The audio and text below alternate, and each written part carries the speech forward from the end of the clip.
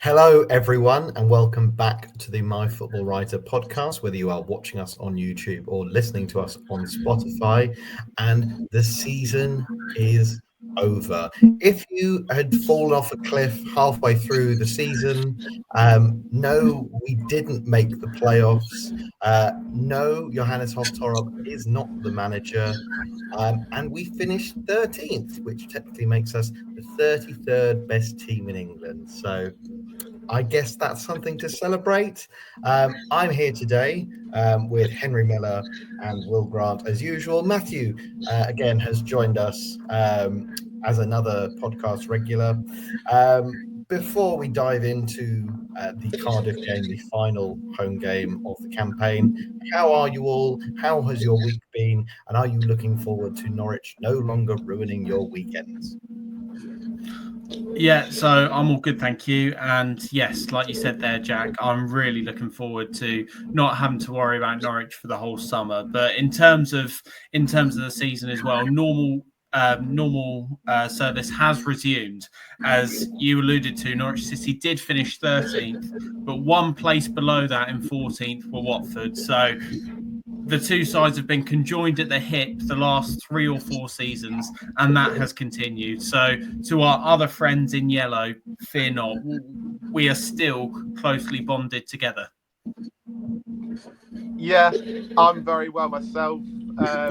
Funny you actually mentioned Watford, Henry, as I actually have a Watford supporting friend, and me and him did a friendly bet on who would finish higher at the start of the season, and I won a goal difference. So I'm very happy, and I also had a few beers as well to celebrate as well afterwards. So overall, it's been good. A lovely day out yesterday.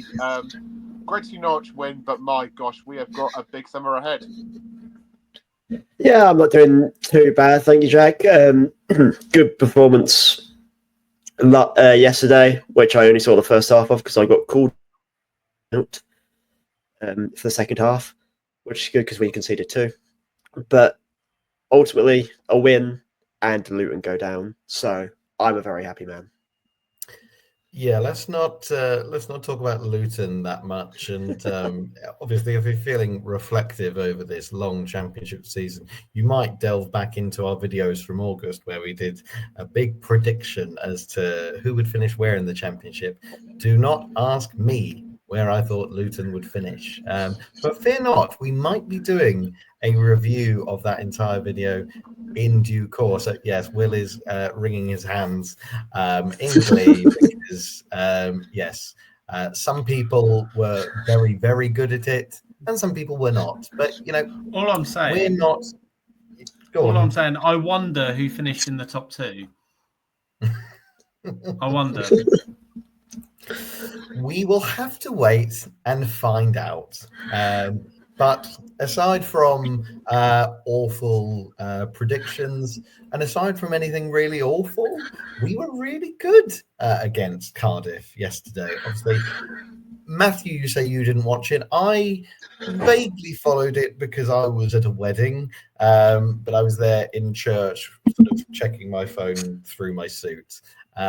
So yeah, I mean, I've obviously followed up with it.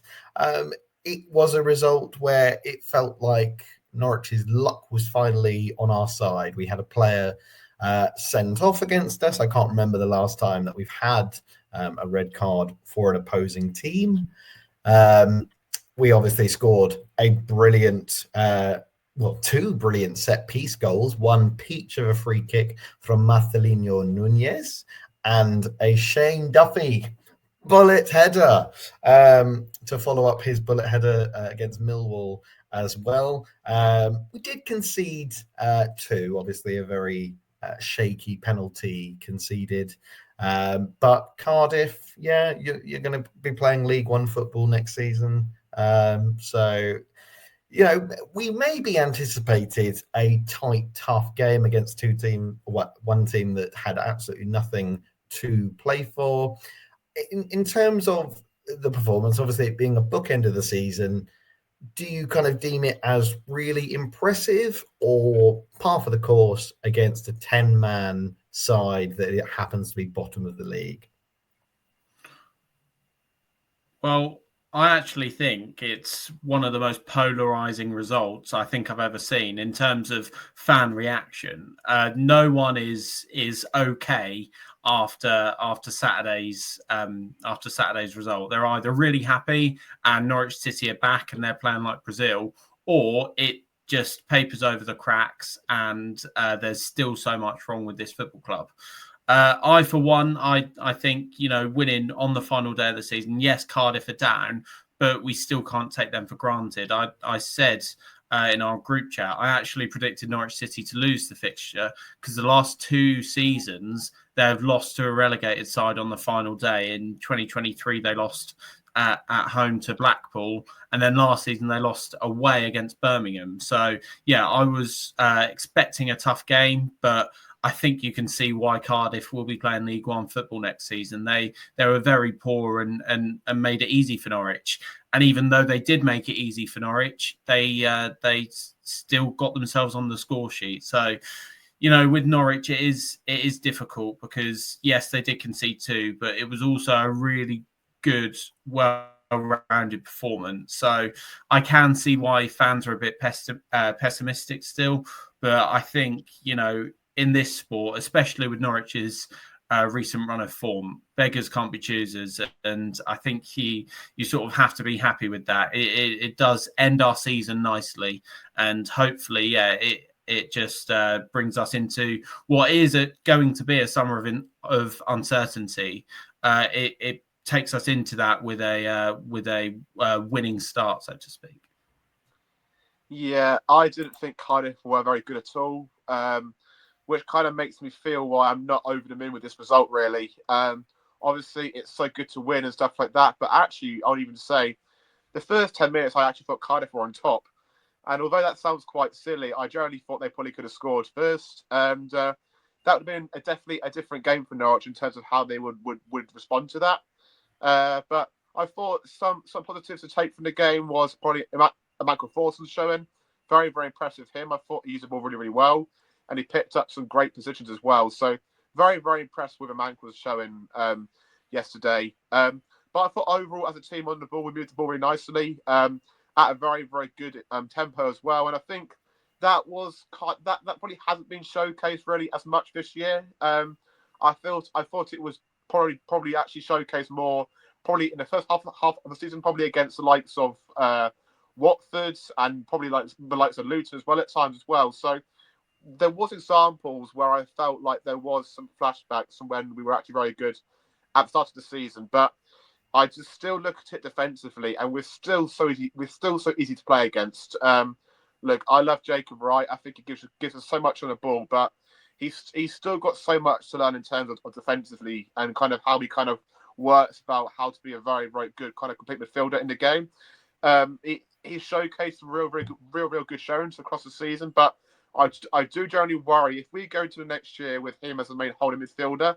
I do think we would be quite weak, especially at counter-attacking and that kind of how we kind of go about defending those situations. But it was a good display. But for me, there was still so many vulnerabilities there, which I think a better side could have probably exploited. But I think when you've got so much attacking quality, the likes of Nunes, Sargent, and Sainz when they're all at it and playing well.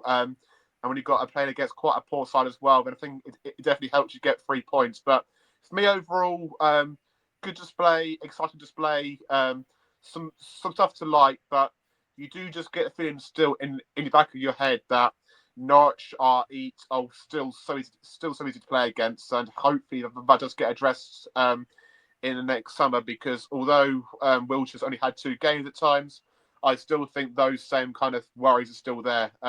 I know it's so hard to try and change it instantly in the first 2 games as such, but I do just feel if we played a much better side yesterday, we probably have lost that game. But hopefully we can just maybe write the season off now and just try and build on for next year. Yeah, like Will said, that first 10 minutes was, honestly, I was surprised Cardiff didn't score there. Angus Gunn was fantastic, throughout the game, but especially those first 10 minutes, he had a fair few difficult saves to make, and he made them quite well.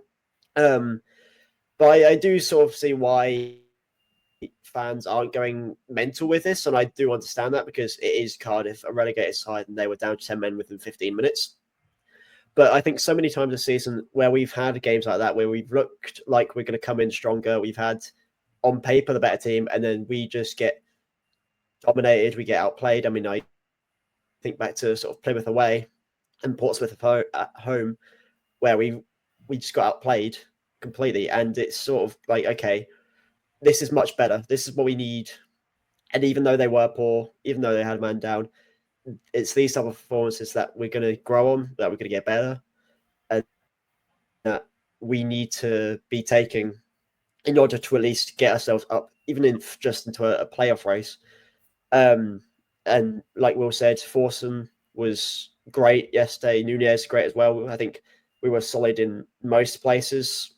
Offensively, we were brilliant as well. That free kick from Nunez, Sargent and Borja having a lot more impact than they have in the last sort of few games, Borja especially.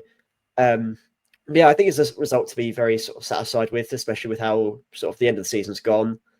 But there are still a lot of problems. This isn't just look, it's all fixed now, we're going to be fine. There's still the problems there that we need to fix over the summer, and that we need to get right in our playing style especially from the back, which is a difficult task, and it has been for years to sort out the Norwich defence. But it needs to take top priority. Even in my opinion, over the likes of Sargent and Sainz leaving, that needs to be the big priority, because I feel like maybe not those two, maybe not replaceable, but we can get a decent striker in and a decent winger. I mean, we have the likes of Ante Sonets anyway to come in and fill that hole up. But if we keep having these defensive problems, then we're going to have a season probably like this, if not worse. But, I'm being very negative there, but it's still, in my opinion, a great win and a good way to sort of end the season and send the fans off on a high. Yeah, and I think, like you've all said, I think it would be a remiss of fans to be really over the moon and really happy with this type of result, given the drop off this season. And although it's 3 points, and if it were to be, if the results had been different, this could have been a very crucial 3 points that might have seen us go into the playoffs or not. Obviously, absolutely nothing to play for, miles off anything. On reflection of the season as a whole, obviously you've got to think, nothing really to shout and scream about. But obviously, like you said, send the fans off on a high. They got to say goodbye to some of their players that they've seen for many years, players like Ono Hernandez, Jakob Sorensen, and Angus Gunn. Like you said, Gunny had a very decent game, but no clean sheet. Didn't manage to save a penalty either. And Ono came on and he didn't score either. I think we were all kind of hoping that we'd at least get a clean sheet and Ono would at least get a hat-trick. Didn't happen, sadly. But yeah, those players, obviously, we know that they won't be at Norwich City next season. Obviously, there are some loanees who might or might not be back here next season. Here's a little kind of curveball question for you all. What other players on the pitch yesterday do you think have also played their last game for Norwich City? It's a good question. Obviously, there's been loads of rumours surrounding Shane Duffy. I think if you base it just on this performance, just on his performances throughout the course of the season, then I think he's deserved of another season. I know he's been quite up and down, quite hit and miss. But we have, there have been many a times where we've come away from games thinking how well Shane Duffy's played. And yes, we were awful against Millwall, but he scored in that game. He scored in this game against Cardiff as well.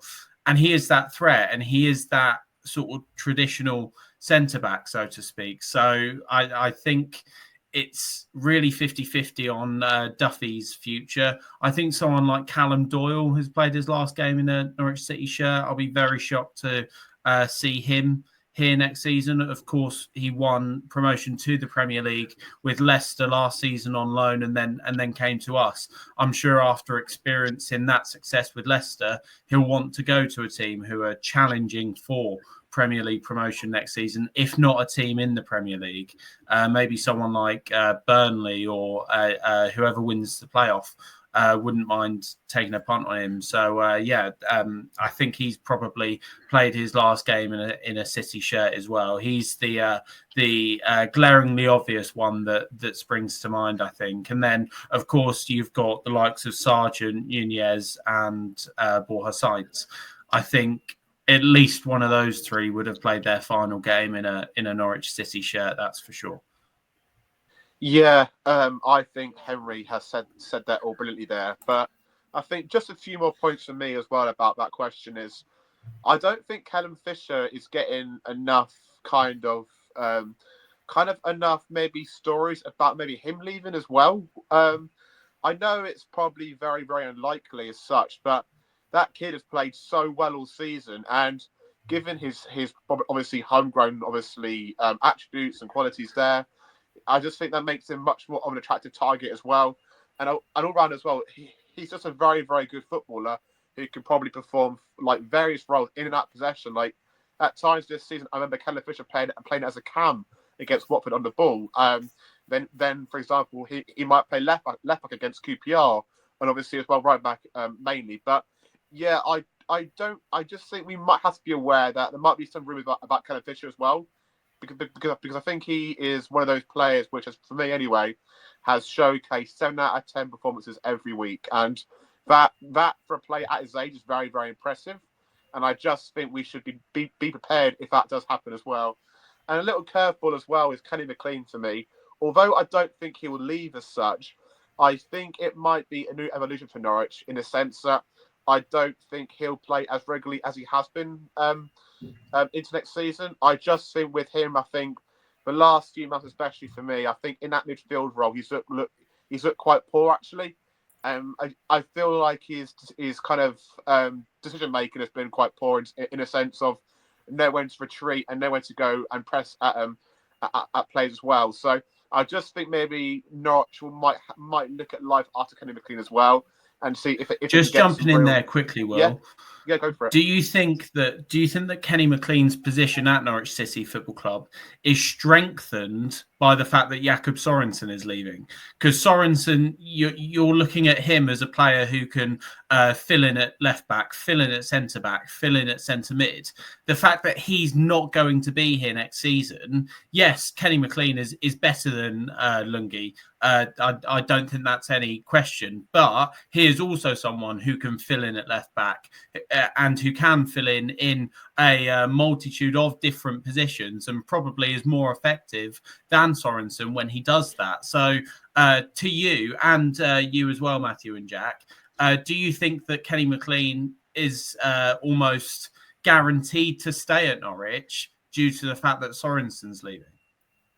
I personally think just due to the amount of players that are going to be leaving, like our core players as such, like your Sainz, Sargent, and maybe the likes of Duffy, and obviously Angus Gunn, etc. as well. When you've got all of those guys leaving, it's still so important to have a bit of continuity. And I think Kenny does provide that. I'm not saying Kenny should start every game next season because I think now we're at a stage with Kenny where we have to evolve, I think, as a football club. I don't mind him playing maybe 10, 15 games from the start next season. Absolutely, that's fine. But I just think now with Kenny McLean, I think we need more legs in there and more kind of players in there who provide more reliable kind of more reliable decision making, if that makes sense as well. Because at the minute, it feels like, especially watching us over the last few weeks, especially when Kenny has played in midfields, there's just been so many scenarios for me. I'm like, what are you doing? You are our experienced pro, and you're taking up some absurd positions. Albeit, I think it's important as well to add context. He might have been suffering still with this illness, so that's fair enough as well. But I do just think now for Norwich to grow as a club, they need to invest in new midfielders because I love Jacob Wright. I think he's great, but personally for me, I think he needs someone there beside him, almost like a specialist, really, at winning the ball back for the team, really, because I know we say it all the time about Alex Tettey, but realistically, of the games we've watched so far of Jacob Wright, he's not Alex Tettey whatsoever. He's more of a player that kind of gives you passing qualities. Norwich still need that bit of bite and that bit of kind of discipline there as well. So I think overall, Kenny, obviously, I don't think he should leave, and I hope he doesn't leave, but I could probably also see a world where like he also might want to, right? Because careers are short in this game, and I definitely do see a situation where if he's not playing the same volume of games that he's used to for Norwich, then he might want to go and explore new passages new. So who knows for me, but I'm just thinking about next year and kind of how he kind of evolutionize this side, if that makes sense, if that's even a word.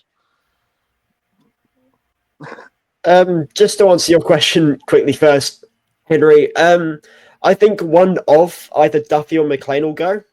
I'm not sure which one, but I feel as though if, say, Duffy goes, then we'll hold on to McLean, etc. Because I think we need one good, experienced leader in that dressing room. And I feel like, with Angus leaving, O'Neill leaving, Duffy and McLean are the only sort of two that I can immediately think of that would count. So I think one of those two will go, and then the other stays. But in terms of sort of transfers, I think you've got a lot of that spot on. I think Borja will be leaving. Doyle, I don't envision sort of coming back. I'm just trying to think back to who else was there. Nunes was an interesting one. Kind of sort of split about him because I do think he has good enough quality to value a move away. But one, it depends on the offers, and two, it depends on how comfortable he is here. Although I do think with us releasing O'Neill, that's a big sort of push factor away, because I feel like him and O'Neill are very close and very good compatriots. And so him leaving might also be a sign to switch. But again, it just depends on the offers and how happy he is here at Norwich. I do disagree about Fisher, though. I think Fisher is more likely to stay, but I do feel like Jack Stacey might be one to head off, because I feel like I do like Stacey, but I feel like he's sort of sitting there and going, I'm not getting many games here because Fisher is sort of starting more. He's younger, he's sort of more attractive to the coach and staff, and I feel like he could be thinking in his mind, actually, this is probably a time where I want to show my qualities at another championship side, because I do think he can sort of easily get into most other sides. I think, although to be fair, I do have a sort of suspicious feeling, and maybe it's just a bit of delirium, but I have a feeling that Sargent's going to stay, and so I'm not sort of I see you there, mate. Let me be delirious. No, mate. Honestly, if that happened, I'll be the most happiest man alive. But for me, mate, I've just got to a stage now where I've just resigned to the fact that he's going. He is way too good for this club now. But honestly, if he is staying, I'm the first one to be at the Fat Can Canary to have a jubile peach. If he stays, then I think we're all on the pitch on the first game week of the season. But apart from that, I don't really see too many others leaving or really getting many offers that are sort of worthwhile. I think the majority of the offers that will come for some of our players will be from sort of League One, high-end League One, maybe some of the promoted teams, I'm not sure. And even though we've had a really poor season this season, of not great past few years, I still feel like going to an offer from one of those clubs, even one that's coming up this season, still isn't as attractive as being here right now. Yeah, and I don't know, mate. I don't know. Go on, Henry. Sorry, if you were a player and Norwich City and Birmingham City came in for you, and you were likely to play for both teams, I reckon genuinely it would be tough to turn down Birmingham. So I think in terms of having Birmingham and Wrexham come up, we've got two of the strongest teams coming up in League One in years. probably since Plymouth came up with someone else who we don't really talk about. But I think even them, it's bigger. With Birmingham, they were clearly a championship side in League One, and I'll be very shocked if they're not knocking on the door for top 6. Maybe an early prediction, but I think they'll be right up there in the promotion race next season. And Wrexham, they've got a lot of money. They have got that Hollywood money. And do I think they'll be challenging for promotion? No, I don't. But there's no way that Wrexham are going to get relegated, I don't think, from this division. So we've got two of the strongest teams coming up. And I think if someone's offered a sort of squad player at Norwich and or at Birmingham, they might find it difficult to turn down Birmingham. They're on such a high at the minute. So, yeah, it'll be even more difficult next season. Yeah. No, I mean, just to circle back onto my own question, just address your point, Henry, about Sorensen opening the door for McLean. I've always said that the last thing that you want to be in football is a utility man, because it means that you haven't really pinned down your best position. It kind of means that, well, I mean, Sargent was a utility right winger, and then obviously was a fantastic striker and never went back there ever again. I do agree that we do need some voices in the dressing room. I think whether you can attribute the departures of Hanley, Fastnack, Barnes in January with a downturn in form, I think there's loads of factors at play. Might that be one of them, potentially? Keep Duffy just for the bullet. Keep Kenny for the vibes. But I think as well, we've also got to be open to the scenario where Napa falls on his own sword, and one of his signings from this season probably either goes out on loan or is sold in the next window. Potentially Cordoba, given his sort of drop off in performances. Does Jurasek even play in yellow ever again? Like, do we see him go back out on loan to someone like Panathinaikos and then get sold to Fenerbahce for £1 million and then 2 years later wins the Ballon d'Or? Might happen. It's totally something that would Norwichly happen. But just to jump onto the loan players, not literally jump on them, that would be very unfair. Let's jump on to speaking about them. Obviously, Jacob Wright and Callum Doyle will be going back to Manchester City. Lewis Dobbin, bless him, who I completely forgot about, will be going back to Aston Villa. Obviously, there's lots of question marks over whether we will be able to retain their services for next season. Not necessarily keeping the loan players, but what do you think the first piece of business Napa needs to do this summer? I know it's literally only just like the season has just ended, but I'm already thinking ahead. The 2025-2026 season is our season. What is the first piece of business that needs to be done? Well, in terms of playing staff, the first bit of business that will get done is Jacob Wright signing on a permanent deal. Norwich do have an option to make the deal permanent, and I'll be very surprised if we don't. I'm almost 99% sure that Jacob Wright will be a Norwich City player. This time next season, but the minute the ball's kicked in the 2025-2026 season. But of course, the first bit of actual business he needs to do is sort out who's going to be steering the ship and who'll be Norwich City manager heading into the season. I think whatever you say about the playing staff, whatever you say about Science and Sargent, who both made the championship team of the season, the biggest bit of business in the summer is the manager. Yeah, I literally agree with everything Henry has said there. Jacob Wright has to be signed. I've been so impressed with him. Although I did say earlier about his defensive game, and there's still so much room for improvement there, absolutely. I think what he's given us on the ball in terms of invention and creating real good passing patterns from deep. I think he's been fantastic, really. And I think it's especially been showcased recently for me anyway, that his passing qualities have been so appreciated, really, because I think Nunes has had such a drop-off in form as well. And I just think Wright has almost, to an extent, shamed Nunes. Just literally, I think there's just huge kind of gaps, really, in performance levels between the two as of late. And I'm literally agree with Henry.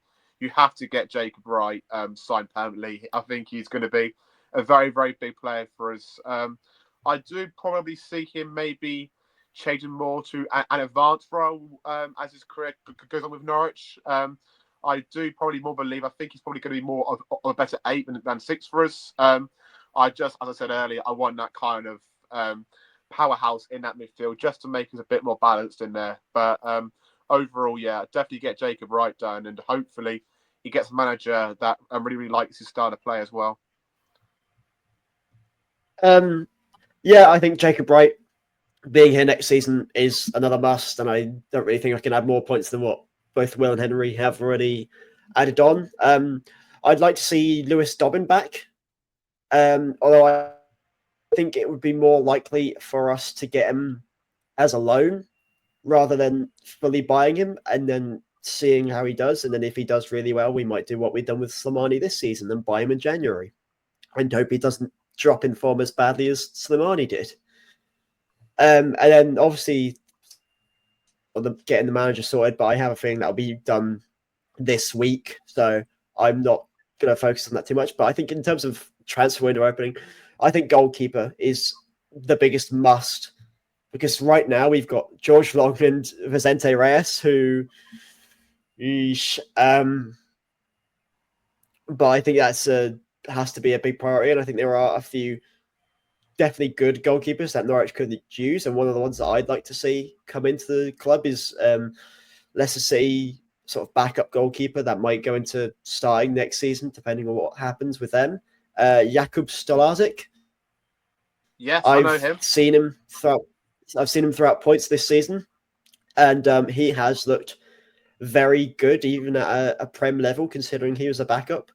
So he's definitely someone that I could see fitting in with a club as well as fitting in with sort of the style of the Championship.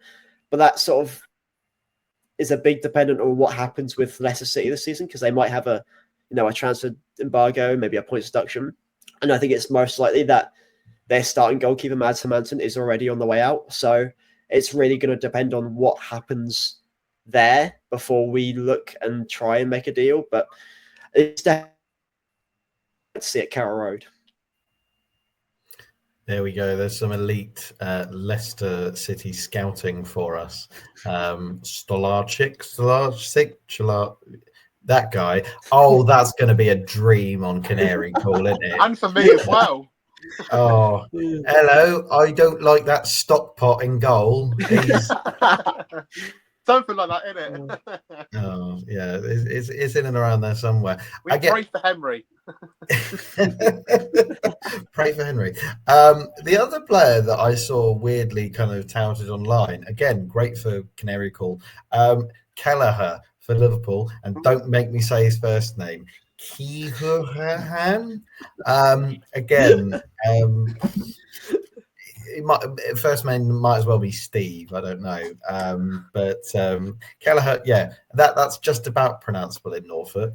Henry, what were you going to say? Yeah, so I was going to say, did the people recommending that Norwich sign Kelleher, was that also the same person in our live stream who recommended Norwich get Jose Mourinho? Because, yeah, that's wishful thinking, to put it mildly. There's no way Kelleher would drop down to a championship level when he's been involved in Champions League and Premier League winning squads. And yeah, he's definitely mid-table Premier League quality at worst. So, well, have you met the mighty Nod recently? You know, I wouldn't discredit us. But just to go back to the first signing we need to make, whoever is the club media person, Dan Hulker, if you're watching, when we sign Jacob Wright on a permanent, right, Jack Wright is here waiting to do a crossover interview video. I think that would be like good. That would get lots of viral clicks and be funny. I do think the perfect. Sorry, I was gonna say I think the perfect way to do this is to have the announcement video with Peter Wright, and then do like the club interview with him with Mr. Jack Wright. I think that's just you can't write a script that perfect. You can't write it. No.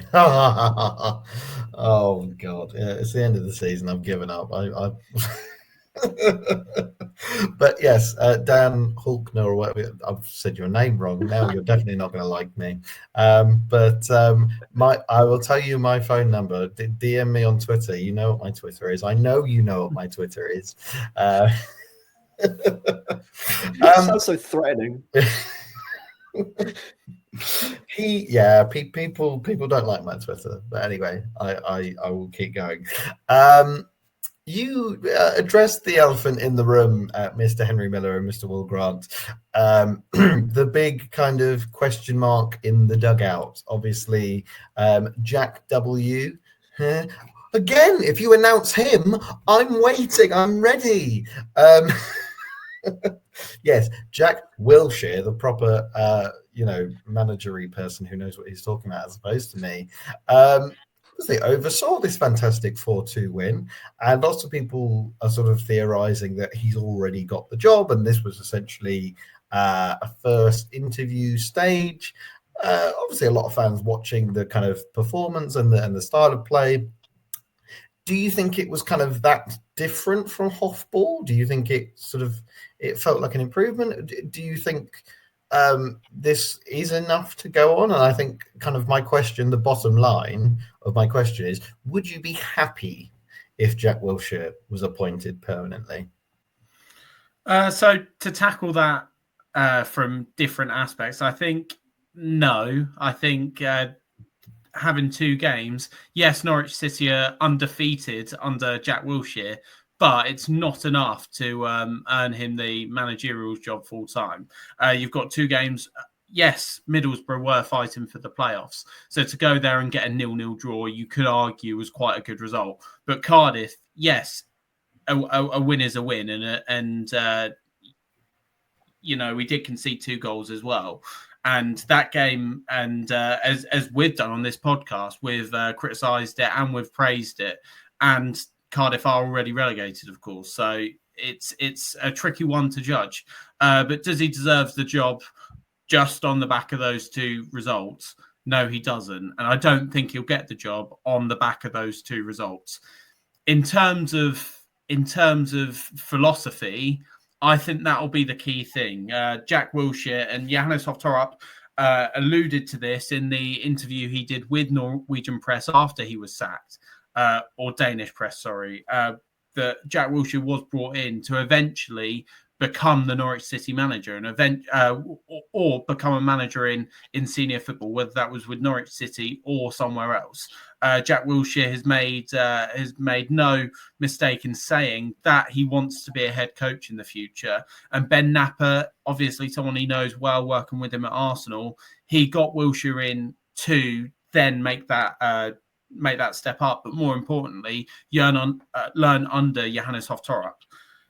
Ben Napper, when he came to this club, he had David Wagner in charge. And yes, Wagner did do quite well getting Norwich into the playoffs, but he wasn't Ben Napper's man. So I think it was pretty clear that even if David Wagner got this Norwich side into the Premier League, he probably would have been dismissed so that Ben Napper could get his own man. That man was Johannes Hoftorp. And if he appoints Jack Wilshere, it's more of the same in terms of the process, in terms of not having to have another rebuild season, because these players will know Wilshere, the staff will know Wilshere. It's a natural succession, and he would have still had those philosophies installed from Johannes Hoftorp. So it will feel a lot of the same. I think Ben Napper, if he appoints someone else, especially someone else who's managed in the foreign leagues, who is foreign, who's not had any English experience, he'll have to rip it all up and start all over again. It will be another transitional season, whether we like it or not. or if he goes down the route of appointing someone with more experience, like a Gary O'Neill, like a Russell Martin, like a Steve Cooper, yes, Norwich City's fortunes on the pitch might improve, but that might then won't follow the process that we've set out and that Ben Napper has set out and that Johannes Hoftorp has set out. So that's why I think in terms of unless Ben Napper is going to come out and say, look, I got it wrong appointing Johannes, which I don't think he did and I don't think he will, he has to appoint Jack Wilshere, because it is the natural progression. So whether you like it or not, I think Wilshere will be the new Norwich manager. I'm slowly coming around to Jack Wilshere as the Norwich manager. I think a lot of the stuff that he's doing already, the players really like. It was spoken about in the week that he's now playing music at training sessions. It's something that he learned off Mikel Arteta. Apparently he does it at Arsenal. And yes, they didn't win the league, but this Arsenal squad are probably one of the best teams in Europe right now. So, you know, if it's working for Arteta, then I'm all for Jack Wilshere playing music at Colney. But something else that I think we need to talk on. It's also been rumoured that if Jack Wilshere does get the managerial job, one of the first things he's going to look to do is bring in his own team. And more importantly, he'll look to bring in Steve Bold as the assistant manager. I think this will be huge for Norwich. Here's someone who was a defender in his time for Arsenal, won 3 league titles, but as well, he has also been a number 2, and he's been a number 2 to Arsene Wenger. This is one of the best and most influential managers in English football history, and he's worked alongside him at Arsenal. So, and Jack Wilshere, obviously, people are putting their connections together from Arsenal. They'd have known each other there. Wilshere obviously was a player when Bold was the assistant manager, but you know, that is a no-brainer. And if those rumours are true, and that is something that Wilshere is looking to do, not only will it help Wilshere grow as a manager, it will also help this defence. If Steve Bold can get his hands on this defence, there's no way that Norwich are as leaky as what they have been this season, next season. So for me, that's the biggest signing of the summer. If we can get Wilshere involved, then that's the biggest signing, just because it sorts us out defensively, in my opinion. And then everything needs to be, as what Will was saying, keeping Josh Sargent at the club. And then hopefully we can have a real promotion push. But that's what I think will happen. I have come around to the idea of Jack Wilshere being the new Norwich manager, just because I think it's still true to the vision that Ben Napper has for this football club. Yeah, some great points made there by Henry. It's going to be quite hard to follow that up, but my overall answer is I don't really know what I want yet. I just think those 2 games to me still are a very, very small sample size for me to make a kind of choice on who I want. But I do come back to the question, and obviously we've been outlined a supposed 3-year plan of where this club's going to want to be in the next 3 years, and it feels like maybe next year there seems to be some more aims about getting into that top 6, and I just think to myself, can Wilshere do it? And my main overriding emotion is I'm not quite sure he can. As Henry said earlier as well, like the caliber of teams next year is going to be very, very, very, very difficult. You've got 3 good sides coming down, which are going to get relegated. Obviously, they're going to come down, but also as well, the likes of Birmingham and Wrexham, they're going to spend heavy as well, and it's just going to be such a very, very competitive league. And I just wonder whether Wilshere, I just don't get the overriding sense of confidence that he can do it.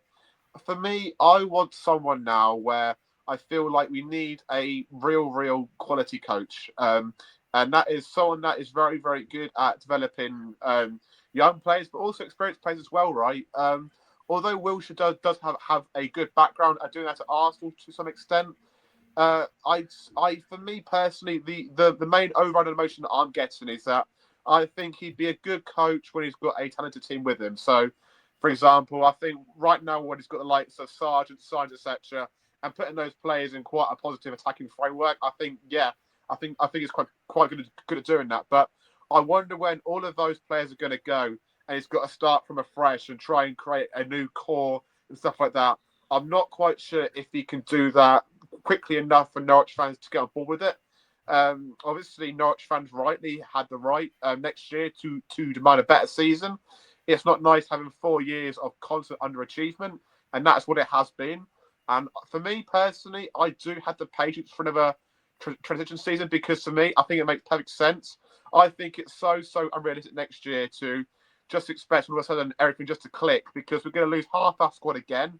Maybe also again as well, a new manager in his first job, proper job, if it is Wilshere, it's going to be his first job as well. So I think there's so many factors towards it where I feel like us as a club right now, we need to be patient, and I just don't think that's going to be there next season.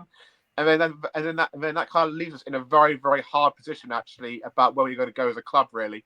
And for me, I don't think Ben Affleck can really win, to be honest with you, because he either sticks with his philosophy and wants to try and give Wilshere a chance, but then again, you're taking such a huge risk, because the club have outlined and said they want to try and get promoted in a so-called timescale, if you will, and obviously rightly so. If you're going to spend that much money, either does that and risks his job becoming under severe pressure, or he just completely disobeys his current project and goes somewhere externally.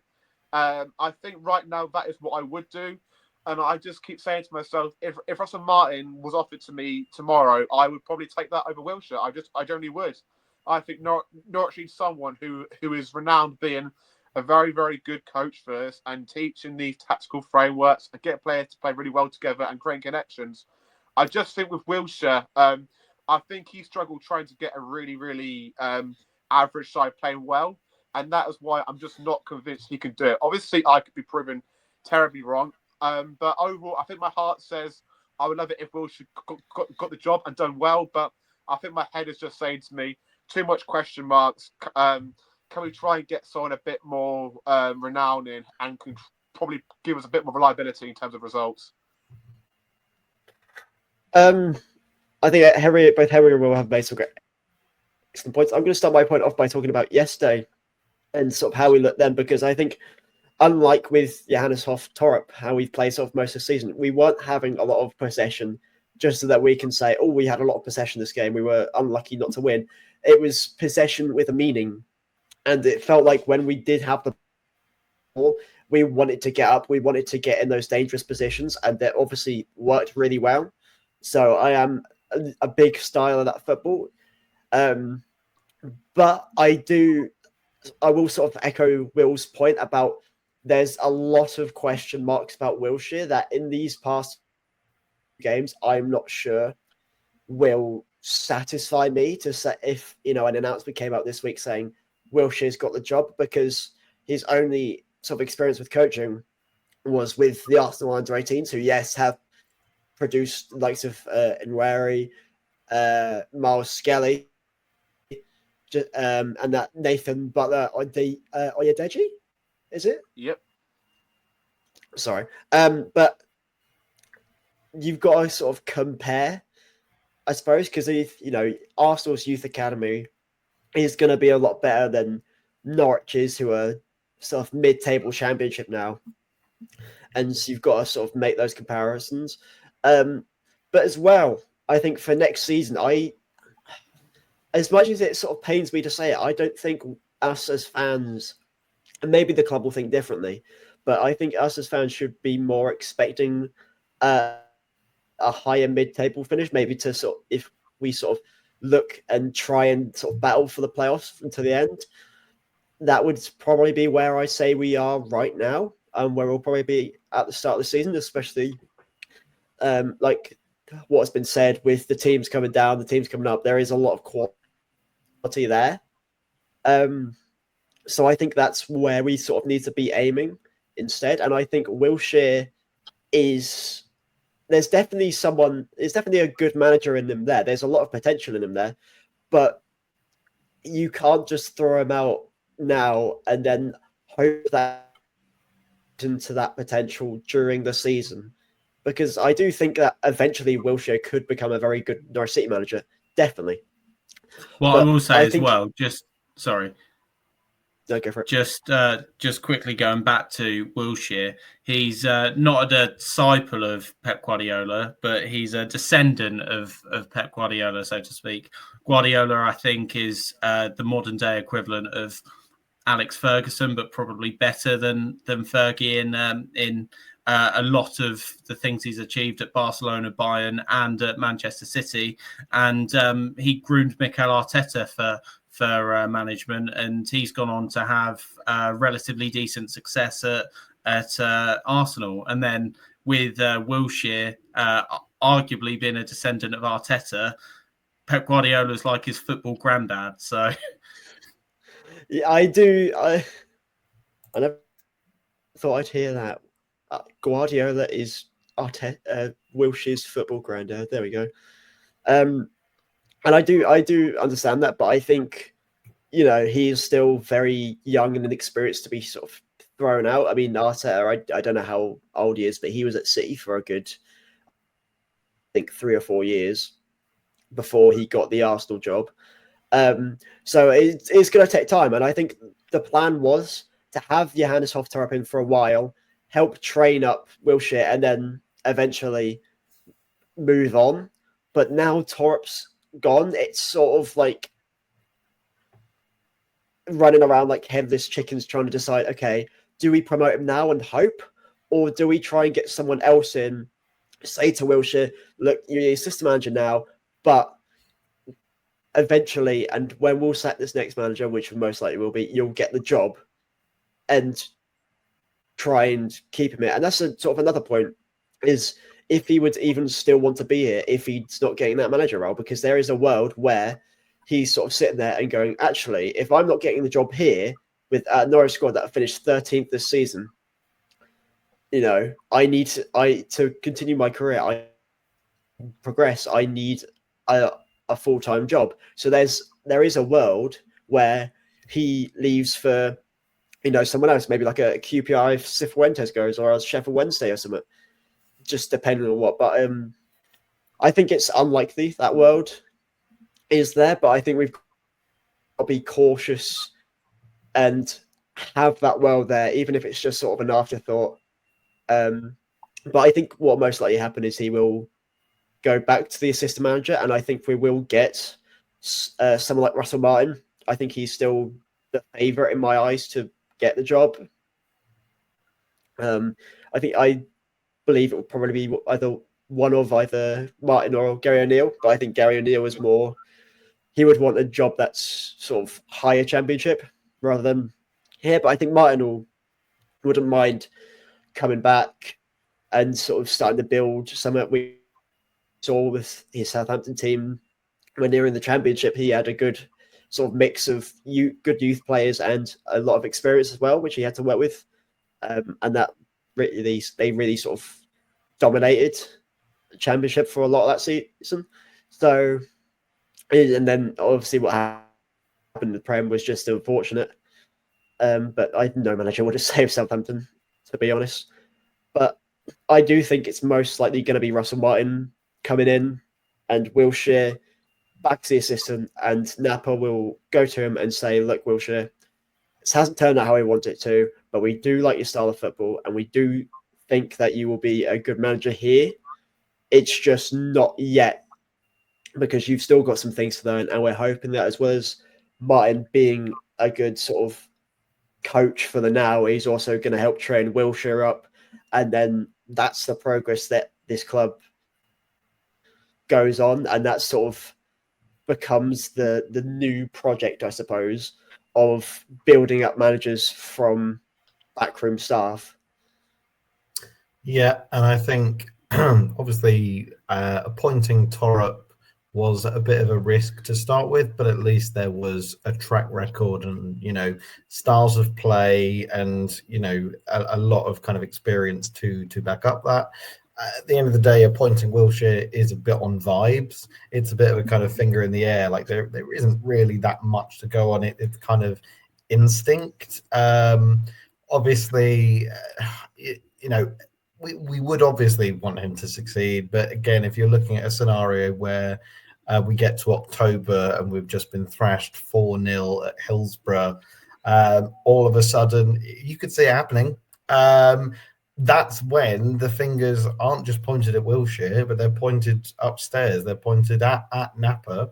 And I think, since at least 2017, when we've had Stuart Webber, we've always kind of had this weird sort of comfort blanket of feeling like everything at top level is okay and everyone kind of knows what they're doing. There is obviously a huge possibility that Ben Napa doesn't know what he's doing. That's entirely possible. I think our kind of arrogance of, we've hired a great sporting director and they will come good, that just, that is a scenario that I'm afraid we're going to have to be, cognizant of. I think we're obviously blindly faithful and loyal that it will work out. But I think, again, if Wilshere gets the job and it's a disaster and there's not excuses like injuries or suspensions or things like that, and the style of play is just terrible, it's going to look, it's going to look bad on Napa. And just to raise your point, Henry, in terms of potentially Steve Bold coming in, Norwich especially have had two pretty good assistant managers come in as assistants. Mike Phelan under Neil Adams was awful. And blessed Craig Shakespeare, God rest his soul, won the Premier League under Claudio Ranieri. And under my mate Dean Smith, unfortunately didn't achieve very much. So I'm not saying that appointing Steve Bold as assistant manager would be a terrible idea. I just think we are cursed in terms of our assistant managers, apart from Alan Irvine, obviously. Absolute, the best, ultimate, cannot be compared. All very good points. Before we crack on with quickfire hot takes, just a very quick word on our sponsors, the Fat Cat and Canary, who have been graciously sponsoring us since probably, I want to say March or February or something, for the last few months. Obviously, they are, as I always say in this podcast, the best pub in Norwich, the best canary-themed pub in the world. I'm sure there are others, but this one is definitely the best.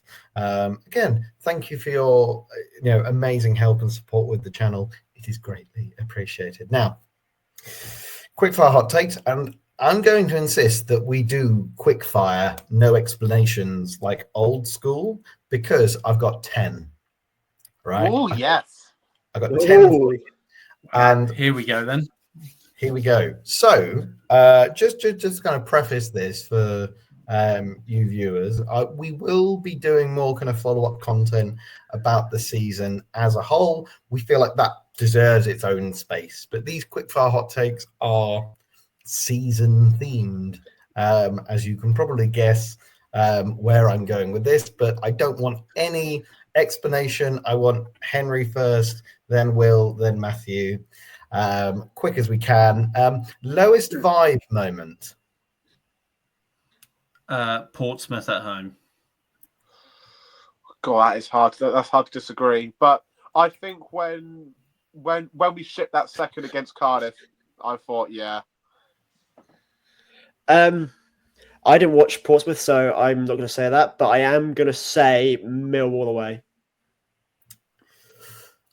I think the capitulation against Sheffield Wednesday, personally, I think that was gut-wrenching. Highest vibe moment.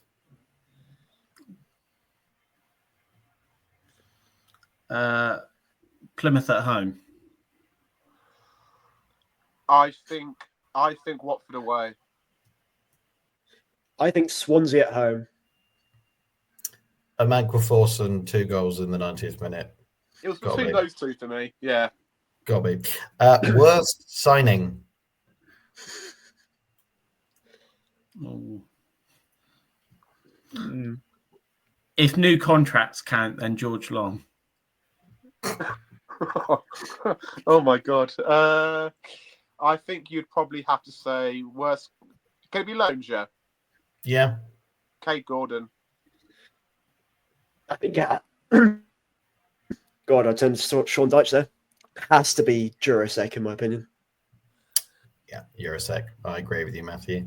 Or Slimani on opponent. Yes, 100%. I should have said that. That was the other one. Lone Slimani was, Ballon d'Or worthy. No. All right, I'm gonna have to pause this. I'm sorry, but I generally think the fan base loves Lone Samani due to that slight tackle against Coventry. That's all I'm saying. Carry on. Quick fire, William. Best signing. Lone Slimani. Very good. Very good.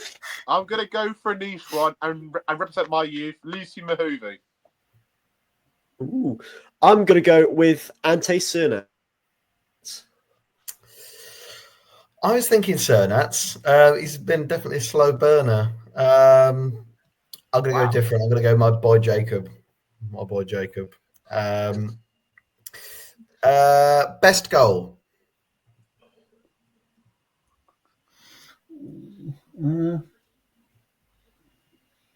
Sargent. I forget who it was against. He scored a hat-trick and he dinked it twice and then fired it top corner.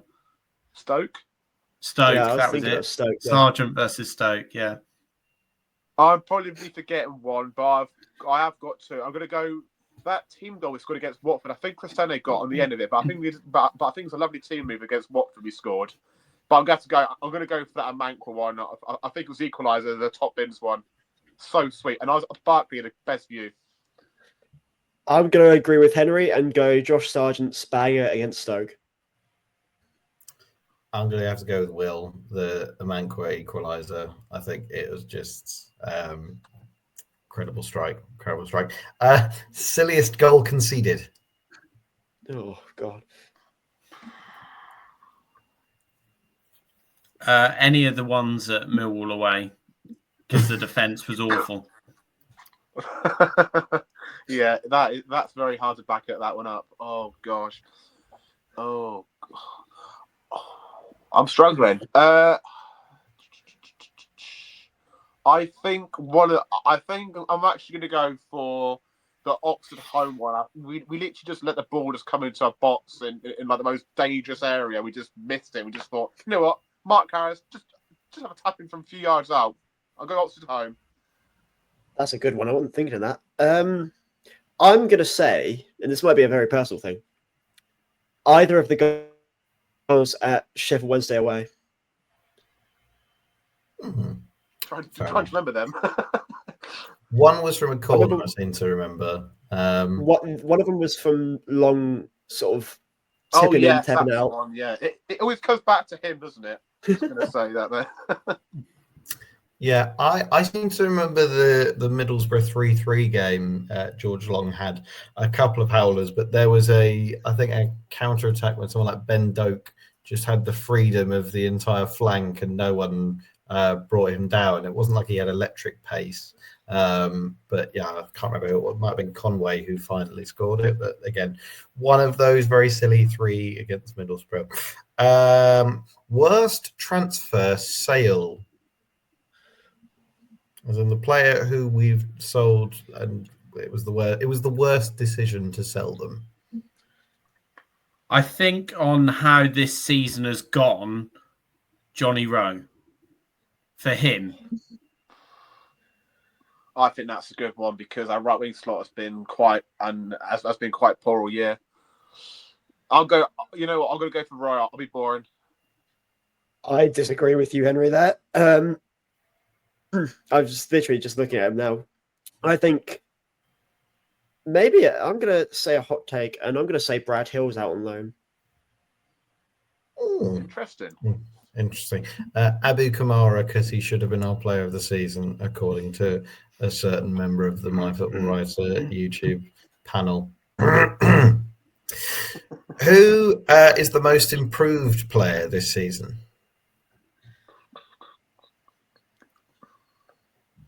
Again, Kellen Fisher or someone like Marcondes. That's difficult because I actually feel like most of the players performed better at the start of the season. Oh God. Oh wow. You know what? I'll go for Ante. I think before he got injured, I thought he was actually playing quite well up to there. So I thought he was improving quite nicely. So I'll go Ante. I'm going to flip a coin because I can't decide between Fisher and Cernat. So head's going to be Fisher, tails Cernat. It's tails. It's Cernat. Up the ante. Come on. I'm going to steal a Will Grant answer from earlier. I'm going to say Mahovo. I don't think he's put a foot wrong every time he's played for the first team this season. I'm really upset that he got injured. There we go. Who is the most declined player?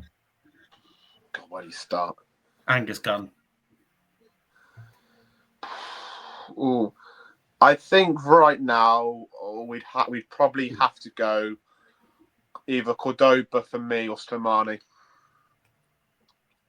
I'm going to assume the sort of scope of your question is from the start of the season to now, and I'm going to say Borja Sainz.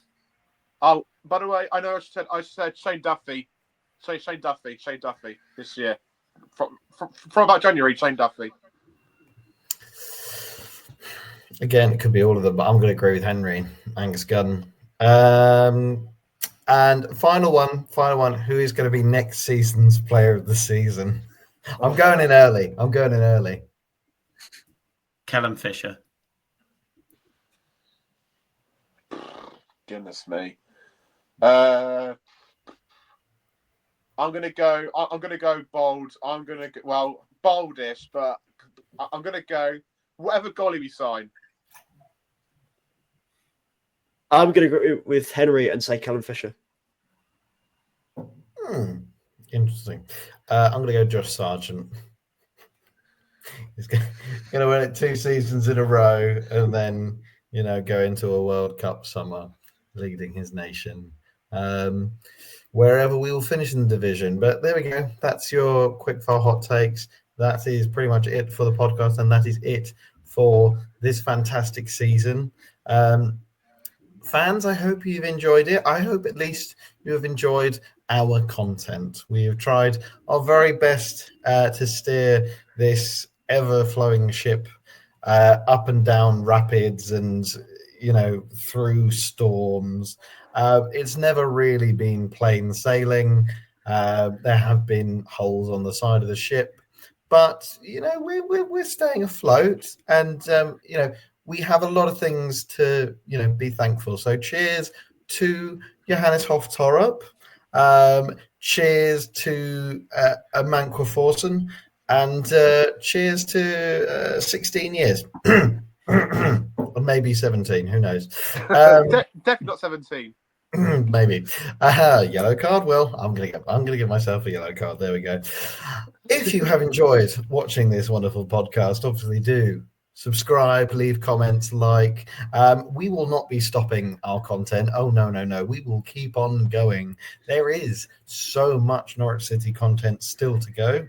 We will try and keep going through, the barren weeks in between the transfer window. But what is it now? May? We've got less than 2 months until the transfer window opens. So, yes, if you haven't noticed Matthew's background with Sleeping Delia, she's been there the whole time. I was trying to get Will with it. Right at the end. To be fair, that is literally my face when I was shipping a set piece goal to Millwall about 2 weeks ago. So I think that is very, very fitting. And I'll also say as well, I'm sure Freddie echoes everything which you also said, Jack. So, it's been a great season, and we're just so grateful that you've all stuck with us. Really, it's been great fun. Yes, indeed. Thank you for all your support. Norwich City cannot hurt you anymore. We are the 33rd best team in England. Viva La Yellows. And we will see you again for another video on the MyFootballWriter YouTube channel.